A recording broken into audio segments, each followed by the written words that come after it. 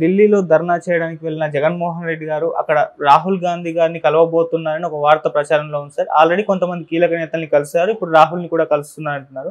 మరి ఎందుకు ఈ భేటీ, దేనికి కారణం ఏంటి సార్? కారణం ఆబ్వియస్. జగన్ ఇప్పుడు కొద్దిగా స్ట్రాటజీలను మార్చుకుంటున్నట్టుగా తెలుస్తుంది. ఎందుకంటే అతను నేషనల్ లెవెల్లో ఇంతవరకు ఏ కూటమి వైపు లేడు. బీజేపీకి అంశాల వారిగా మద్దతు ఇస్తూ వస్తున్నారు. దానికి తగినట్టు బీజేపీ కూడా రాష్ట్రంలో జగన్ ఏం చేస్తున్నా వాళ్ళు పట్టించుకోలేదు. 3 రాజధానులు అన్నా ఇంకోటన్నా కూడా వాళ్ళు ఏం పట్టించుకోలేదు. జగన్కి ఇక్కడ ఫ్రీ హ్యాండ్ ఇచ్చారు. జగన్ని ఏ రకంగా ఇబ్బంది పెట్టలేదు. అట్లాగే కొంతవరకు కొన్ని అప్పుల్ని తీసుకురాగలిగాడు జగన్. తను ఇచ్చిన హామీలు నెరవేర్చడానికి ఆ రకంగా వాళ్ళు కొంత ఉపయోగపడ్డారు. కొంత బ్యాలెన్స్ అమౌంట్లో అవన్నీ కూడా తెచ్చుకోగలిగాడు. చివరి వరకు కూడా తెచ్చుకోగలిగాడు. ఫైనల్గా కూడా 5,000 కోట్లు ఖజానాలో ఉంచిగానే అతను వెళ్ళలేదు.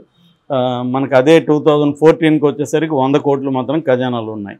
సరే, అప్పులు చేశారన్నారు. అప్పులు నిన్న కూడా పార్లమెంట్ చెప్పింది 4,80,000 కోట్లు మాత్రమే ఆంధ్రప్రదేశ్ అప్పులు ఉన్నాయి. దానికంటే కూడా ఒక 6-7 స్టేట్లు, తమిళనాడు ఎక్కువ ఉంది, ఉత్తరప్రదేశ్ ఉంది, రాజస్థాన్ ఉంది, కర్ణాటక, ఇవన్నీ ఆంధ్రప్రదేశ్ కంటే ఎక్కువ అప్పులు ఉన్న రాష్ట్రాలే. సో తెలంగాణకు కూడా 3,80,000 కోట్లు 80,000 కోట్లు ఎంత ఉన్నాయి.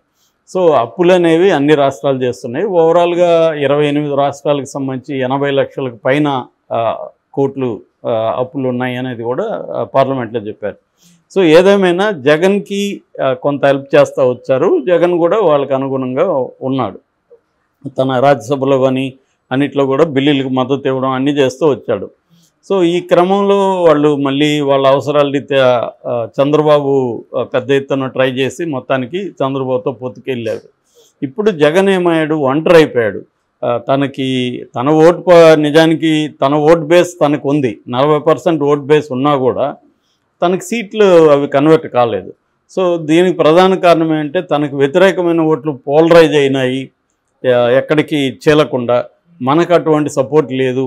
రెండోది, రేపొద్దున జగన్ని అరెస్ట్ చేసినా ఇంకోటి చేసినా కూడా ఖండించేవాళ్ళు కానీ దాన్ని నిరసించేవాళ్ళు కానీ ఎవరు లేరు.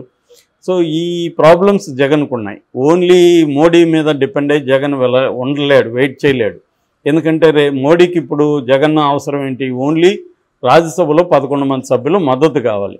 రేపొద్దున చంద్రబాబు టాక్టిక్స్ వల్ల అందులో కొంతమంది జంప్ అయ్యి బీజేపీలో చేరిపోయారనుకో, జగన్కు ఉన్న బలం వీక్ అయిపోతాడు. ఇప్పుడు కేసీఆర్కి అదే కదా పరిస్థితి. కేసీఆర్కి మోడీకి ఆఫర్ చేయడానికి కేసీఆర్ దగ్గర ఏముంది? ఓన్లీ 4 రాజ్యసభ సభ్యులు ఉన్నారు, అంతకంటే ఏమి లేదు. కాబట్టి ఆయన 4 నెలలుగా కూతురు జైల్లో ఉండి ఆమె అనేక ఇబ్బందులు, ఆరోగ్యం బాగాలేకపోయినా కూడా నేను ఒక అగ్నిపర్వతం లాగా ఉన్నాను బాధతో అని చెప్పుకుంటున్నాడు తప్ప ఏమి చేయలేని పరిస్థితి. అదే పరిస్థితి జగన్కి రాకూడదంటే జగన్ కొంత స్ట్రాటజీస్ మార్చుకుంటున్నట్టుగా ఉంది. అంటే ఒక రకంగా బీజేపీ మీద ప్రెజర్ తెస్తున్నాడు.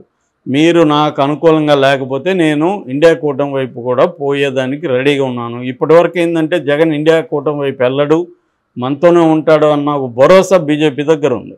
దీన్ని బ్రేక్ చేయాలనేది ఇప్పుడు జగన్కున్న ప్లాన్. అందుకని జగన్ ఏం చేస్తున్నాడంటే వివిధ పార్టీల మద్దతుతో ఢిల్లీలో నేను ధర్నా చేస్తున్నానని ప్రకటించాడు. దానికి ఇప్పుడు ఒక వార్త వైరల్ అవుతుంది. అదేంటంటే ఇండియా కూటమికి సంబంధించిన కొంతమందిని జగన్ కలవబోతున్నాడు. శరద్ పవార్, తర్వాత స్టాలిను, తర్వాత మమతా బెనర్జీ, వీళ్ళందరితో జగన్ గతంలో కూడా కలిశాడు. జగన్ ప్రమాణ స్వీకారానికి స్టాలిన్ వచ్చాడు, శరద్ పవార్ని వెళ్ళి కలిసి వచ్చాడు ఇంతకుముందు కూడా. సో వీళ్ళు రాజశేఖర రెడ్డి పైగా వీళ్ళందరికీ తెలుసు. అందువల్ల జగన్ మళ్ళీ ఒకసారి వీళ్ళందరినీ కలవాలి, అవసరమైతే రాహుల్ని కూడా కలవాలి.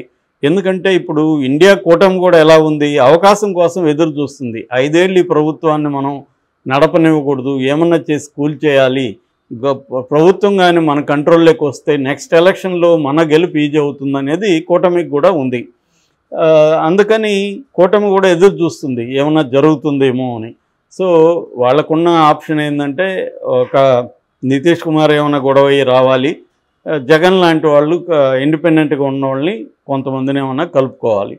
సో లేదు, కనీసం రాజ్యసభలో జగన్ మద్దతు ఇచ్చినా ఇండియా కూటమికి మోడీ ఇబ్బందుల్లో పడతాడు. అట్లాంటప్పుడు జగన్కి ఏంటి లాభం అంటే, ఇప్పుడు మోడీ వల్ల లాభం లేనప్పుడు జగన్ ఇంకా కూటమైన సపోర్ట్ తీసుకోవాలి కదా. కూటమైన అప్పుడు సపోర్ట్ తీసుకుంటే కనీసం ఇక్కడ ఇబ్బంది ఉండదు.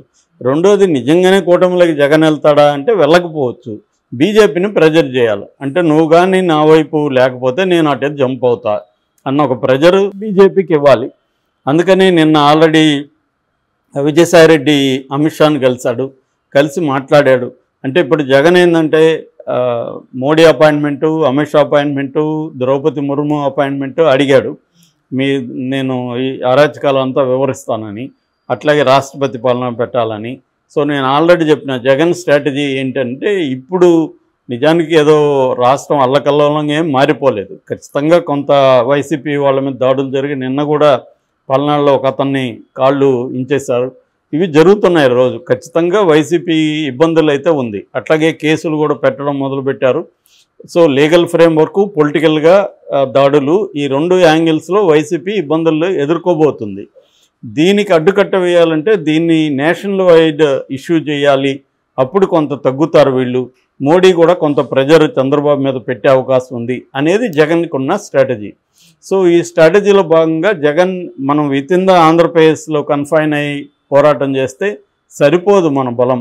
దీన్ని నేషనల్ వైడ్ మీడియా దృష్టికి తీసుకెళ్ళాలి. ఎందుకంటే ఇవాళ చంద్రబాబు నేషనల్ ఫిగర్ అయిపోయారు మళ్ళీ. సో చంద్రబాబు గురించి ఏం జరిగినా నేషనల్ న్యూస్ కవర్ చేస్తుంది. ఎందుకంటే అది అఫెక్ట్ అవుతుంది ఎన్డీఏ కూటమికి. కాబట్టి జగన్ కూడా తెలివిగా స్ట్రాటజీ మార్చాడు. చాలామంది ఏమనుకుంటున్నారంటే ఢిల్లీకి పోయి ఏం జరుగుతుంది, ఇక్కడ కదా నువ్వు పోరాటం, ఇవన్నీ అమాయకంగా అడుగుతున్నారు. కానీ జగన్ క్లారిటీగానే ఉన్నాడు. జగన్ తెలివిగానే బిహేవ్ చేస్తున్నాడు.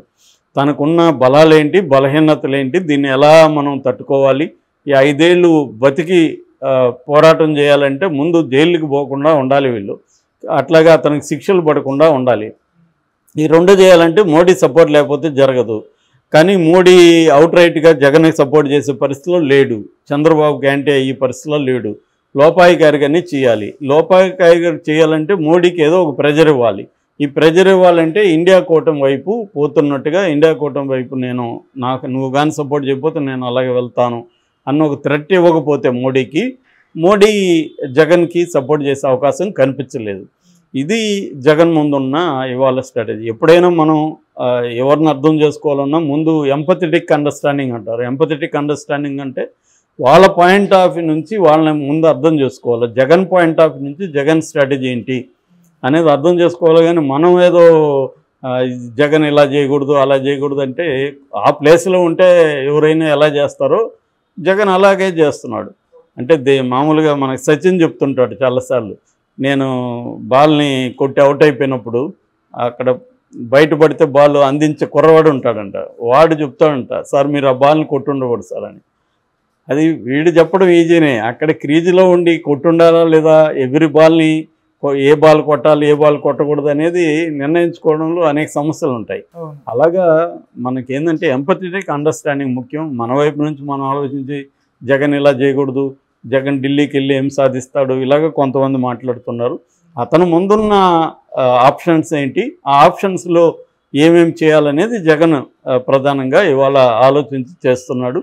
దానికి అతనికి అంతకంటే మార్గం లేదు.